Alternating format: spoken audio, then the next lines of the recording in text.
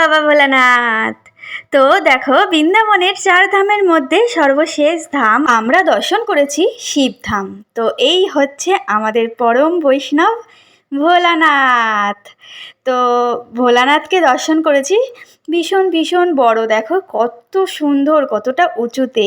তো ভেতরটা প্রবেশ করার পর এতটা সুন্দর, মানে চোখ যেন ধাঁধিয়ে যায়, এত সুন্দর, ভীষণ সুন্দর। ভোলানাথের অনেক রকমের সব প্রতিচ্ছবি রয়েছে। তো ভীষণ সুন্দর লাগছিল, আর অনেকগুলো শিব মূর্তি ছিল। তো এরকম শিবের লিঙ্গ ছিল অনেকগুলো, খুব সুন্দর লাগছিল। অনেকে আবার খুব সুন্দর করে সেখানে পুজোও করছিলেন। আর এরকম দেখো পদ্ম ফুলের মতো লাইট দেওয়া, দারুণ সুন্দর লাগছিল জিনিসটা দেখতে, অসাধারণ অসাধারণ। তো বৃন্দাবন যারা যাবে অবশ্যই 4 ধাম কিন্তু দর্শন করবে। 4 ধামে অনেক আকর্ষণীয় আকর্ষণীয় জিনিস রয়েছে। মথুরা থেকে যখন রাধাকুণ্ডের দিকে যাওয়া যায়, ঠিক সেই মিডিলের পোর্শনেই কিন্তু রয়েছে এই 4 ধাম।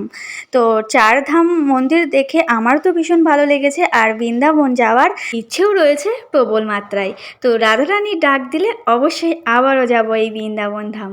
তো এই হচ্ছে শিবধামের, দেখো শিব আর পার্বতী মাতা। তো জয় ভোলানাথ, জয় ভোলানাথ, জয় শিব শম্ভু। রাধে রাধে।